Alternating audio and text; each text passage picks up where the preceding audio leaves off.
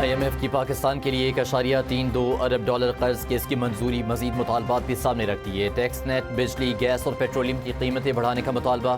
IMF نے executive board اجلاس کا اعلامیہ جاری کر دیا۔ عالمی مالیاتی فنڈ کی پاکستان پر بجلی، گیس اور پیٹرولیم کی قیمتیں لاگت کے مطابق رکھنے کی ہدایت۔ سرکاری اداروں کی نجکاری اور موسمیاتی تبدیلیوں سے نمٹنے کے لیے اصلاحات کا عمل تیز کرنے پر زور۔ سماجی تحفظ اور تعلیم و صحت پر اخراجات بڑھانے کا بھی مطالبہ کر دیا۔ اعلامیہ میں پاکستان کی معاشی کارکردگی مثبت قرار، کہا مشرق وسطیٰ میں جنگ کے باوجود پاکستان نے معاشی استحکام برقرار رکھا، مہنگائی اور کرنٹ اکاؤنٹ بھی قابو میں رہے۔ اعلامیہ میں کہا گیا کہ EFF پروگرام کے تیسرے اور RSF کے دوسرے جائزے کی تکمیل پر پاکستان کو $1.1 ارب جاری کیے جائیں گے۔ $22 کروڑ کلائمیٹ فنڈنگ کی مددیں بھی ملیں گے۔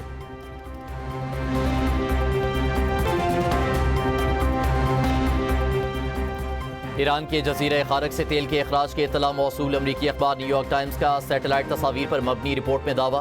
امریکی اخبار کے مطابق ایران کے تیل کی برآمد کے اہم ٹرمینل سے جزیرہ خارق کے ساحل پر تیل پھیل رہا ہے۔ فوری طور پر اخراج کی وجہ معلوم نہیں ہو سکی۔ جزیرہ خارق میں ایران کا سب سے بڑا oil terminal, oil pipe lines, storage tank اور متعلقہ انفراسٹرکچر قائم ہے۔ پاکستان اور بنگلہ دیش کے درمیان منشیات کی روک تھام کا معاہدہ۔ وفاقی وزیر داخلہ محسن نقوی کی بنگلہ دیش کے ہم منصب صلاح الدین احمد سے ملاقات۔ انسداد منشیات معاہدے پر دستخط کیے۔ مفاہمتی یادداشت کے تحت دونوں ممالک منشیات کی غیر قانونی نقل و حمل اور سمگلنگ کو روکنے کے لیے ایک دوسرے کے ساتھ بھرپور تعاون کریں گے۔ ملاقات میں دونوں وزارت داخلہ کے درمیان سیکرٹری لیول پر جوائنٹ ورکنگ گروپ تشکیل دینے پر اتفاق۔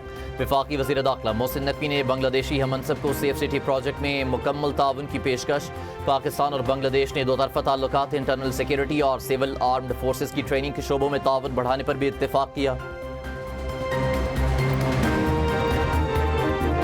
وفاقی حکومت کا بے نظیر انکم سپورٹ پروگرام صوبوں کے حوالے کرنے پر غور۔ خصوصی گفتگو کرتے ہوئے وفاقی وزیر کھیلداس کوہستانی نے کہا 18ویں ترمیم کے بعد تمام اختیارات صوبوں کے پاس ہیں تو امدادی رقوم بھی صوبوں کو ادا کرنی چاہیے۔ کچھ صوبوں کی جانب سے بھی یہ آواز اٹھائی گئی ہے۔ حکومت کوئی بھی فیصلہ اتحادیوں اور سیاسی جماعتوں سے مشاورت کے بعد ہی کرے گی۔ وفاقی وزیر نے مزید کہا کہ بے نظیر انکم سپورٹ پروگرام مکمل ختم کرنے کی بات زیر غور نہیں۔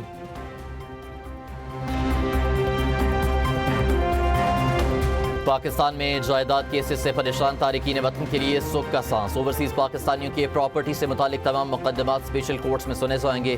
لاہور ہائی کورٹ نے عام فیصلہ سنا دیا۔ اسپیشل کورٹس پر اوورسیز کے کیسز نہ سننے کا اعتراض کالعدم قرار۔ عدالت نے ریمارکس دیتے ہوئے کہا اوورسیز کی پراپرٹی کیسز میں اسپیشل کورٹ کا اختیار صرف قبضہ اور ملکیت کے تنازعات تک محدود نہیں، وراثت، انتقال، پاور آف اٹارنی، منقولہ اور غیر منقولہ پراپرٹی کے مقدمات بھی اسپیشل کورٹ سنے گی۔